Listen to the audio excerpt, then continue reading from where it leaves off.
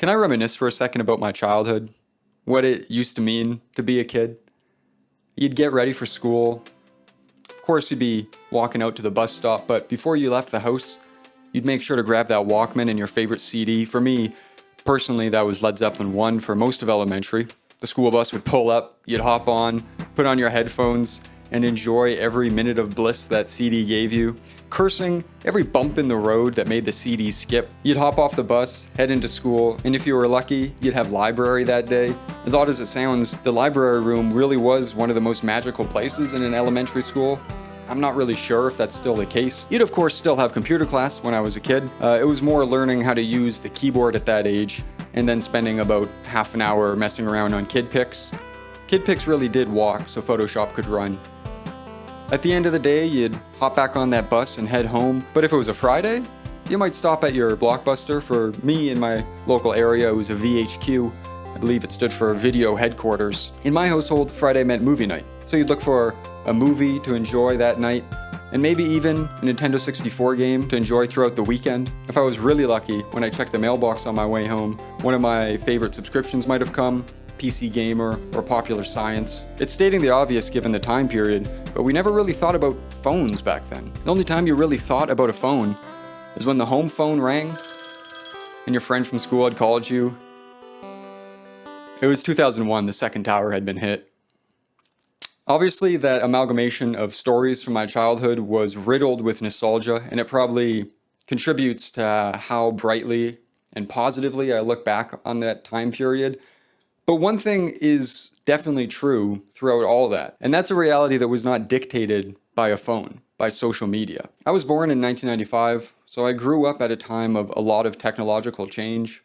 I guess you could say that for anyone born at any time. Looking back on it, it really does feel like a time period where we were transitioning from a much more analog society to a much more digital society. There was this constant evolution of disconnection guised as digital connection as I grew up. It went from the cell phone to the smartphone to social media to short form content to eventual AI slop. And I think with each of these steps, we got pulled further and further from the physical world. It became more and more clear to social media companies how to hack our primitive dopamine receptors, our monkey brains, to pull us further outside of the physical world and into the digital world. But I think there is a understanding from a lot of people, a feeling, a gut feeling from a lot of people, including myself, that this is not the way it's supposed to be. We need to have a connection to the outside world. We need to have tangible, real things. And sure, we can have entertainment and technology, but maybe it shouldn't all exist in one place on one screen. Maybe there is an inherent benefit to having entertainment and our hobbies spread across multiple analog things.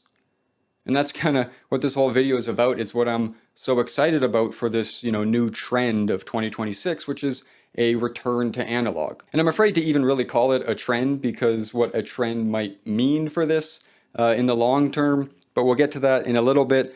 This video is talking about this 2026 idea of an analog year, an analog 2026. You've probably seen it on your TikTok or YouTube or wherever you get your social media, that there are creators in this idea that it is time to return to analog. I want to talk about the good that I see in it, and there's plenty of good, the bad that I see in it, and my own personal perspective as a digital artist when it comes to the idea of analog technology. I think it, I don't know why I'm facing the wrong way. I think it makes sense to define what analog means before getting into everything, at least what it means to me personally.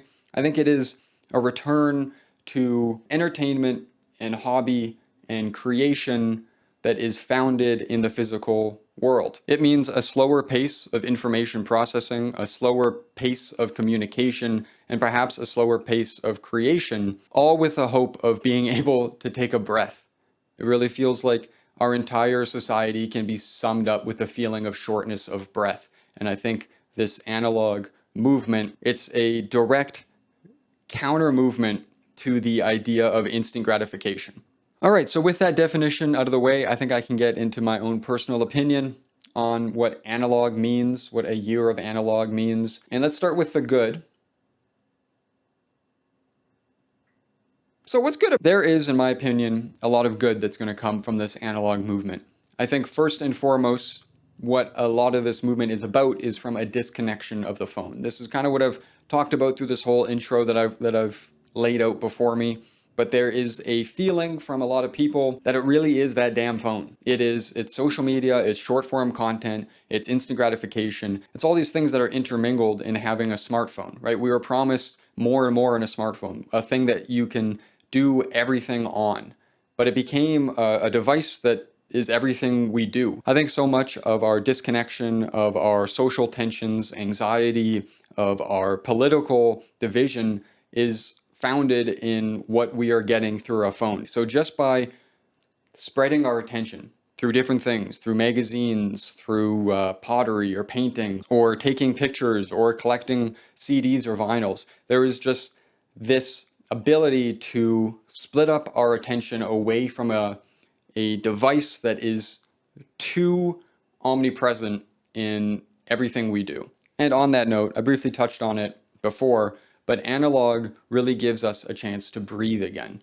There is so much constant stimuli that we are bombarded with every day, especially if you're someone that checks your phone first thing in the morning. It's something that I did for a long, long time, and it's a habit I've only recently kind of broken out of. Your bodies are just flooded with all sorts of hormones and emotions when you're on your phone, and I don't think the human brain is meant to deal with that type of environment. So by moving to more analog versions of entertainment, I think we are resetting ourselves to have a healthier relationship with stress, with happiness and joy and patience and anxiety. And these are all emotions, even the negative ones, that are important to feel as a human.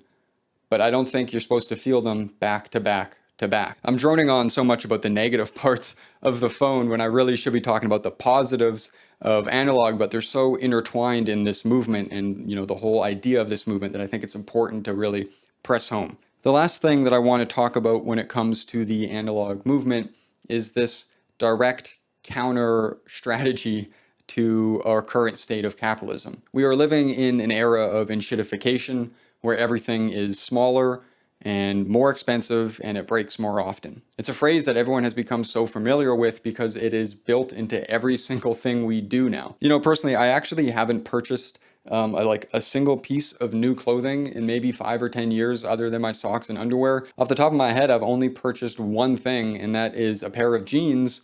And oddly enough, those jeans are already falling apart. I purchased them like a year ago, and they are the first thing in my closet that is falling apart. Everything else is thrifted. And that's not to put myself up on a pedestal saying, you know, everyone needs to buy only used stuff or something, but it does point to a reality that we exist in, that new things are built to break. And I think the analog movement has the potential to allow us to return to a state of still capitalism, but a state that was a little bit better, where things were built to last, where consumer well-being and enjoyment was put first rather than, you know, unending profit. So in this analog movement, as people buy old TVs and DVD players that still work, there is less money going into new products that are built with enshittification in mind. So I really do think there's this amazing opportunity for individuals and communities to break some of these horrible cycles that we've been stuck in, whether it comes to the feedback loop of social media or the enshittification of our personal products. These are things that can be directly challenged through the analog movement. But on the flip side of that coin, there is definitely some bad things about this trend. And the most obvious one is that people are calling it a trend. If it really is just a trend, then all these benefits I just talked about won't really mean much. It will go the way of Labubu.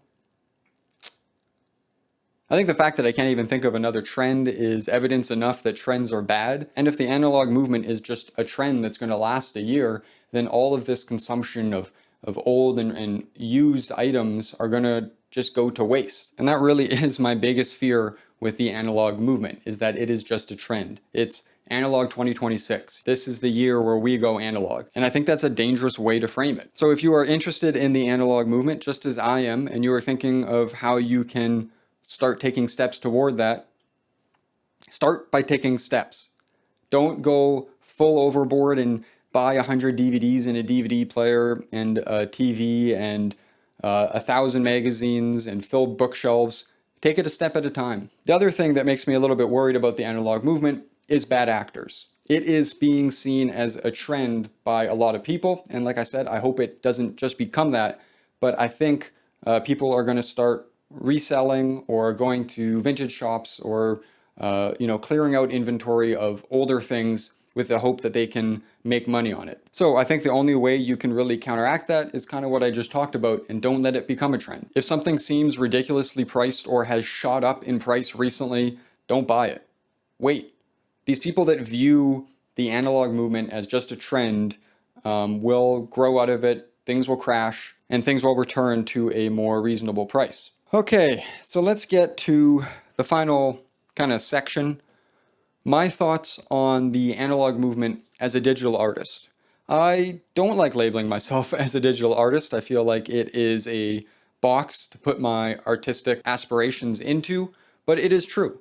All the art that I have created for the past couple of years was all based in digital art. But with the idea of the analog movement becoming front and center, it really made me reflect on what I want to be as an artist. And I mentioned it in a video just a little bit ago that I want to take the steps to expand what mediums I use as an artist. I don't want to be just a digital artist. There is so many benefits and I have become so used to digital art, but I do feel like there is a tangible disconnect for me as an artist when everything I do is on a screen. So personally, I want to fill up more sketchbooks, I want to pick up painting, and I want to jump into polymer clay. I'm taking my own advice here, and I'm not gonna fill the gambit with mediums and get overwhelmed. But there is also another thing that I wanted to talk about that I think is really important for a lot of artists, and that is reference. I have heard murmurings that OpenAI, or one of the AI companies, is considering buying Pinterest and turning it into, I don't know, God knows what. But I know that Pinterest, for me and a lot of people, is a place that is great for reference. It's gotten a little worse with AI, but they have added some features that have limited it a little bit, and it seems like it's at least usable again as a place that you can reference images for your art. But what does all this have to do with the analog movement? Well, this is actually an idea that I've had for a few months, and I just haven't had the motivation to start it until last week when I purchased just a couple copies of old National Geographics. I want to take the time to cut out and organize different references. I want to have a binder filled with different envelopes of animal life or dogs or humans or interesting clothing or trees or mushrooms or whatever it is that I think I'm going to need to reference or I am referencing, and slowly build a personal catalog of references. I think it's what a lot of people used to do before the internet. But it's just a step that I want to take because the internet is so uncertain with AI. So it turns out my battery's almost about to die, so I really got to get to the end of this. But what I was saying is I do not want this reference library to become this huge, unorganized, counterintuitive thing that goes against what I just talked about of not trying to overconsume. It's going to be a lifelong project. It's going to take, if I'm lucky, 50 plus years, but it's something I want to do, and it's something that the analog movement has really motivated me to do. And I think part of that, building all of that, is just really starting to understand things at a larger time frame, taking breaths when you need them, and just enjoying the process of life. But like I said, my battery's about to die, so I'm gonna have to wrap this up. It's gone way longer than I thought it would, as my videos always do, but my name is Faceman, FacemanArt, if you will.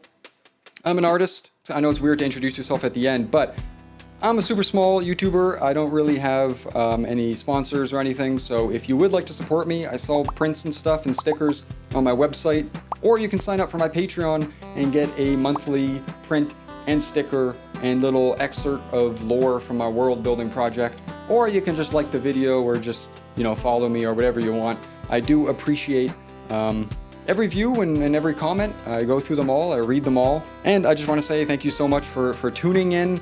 I hope you enjoyed the video, and keep creating. See ya.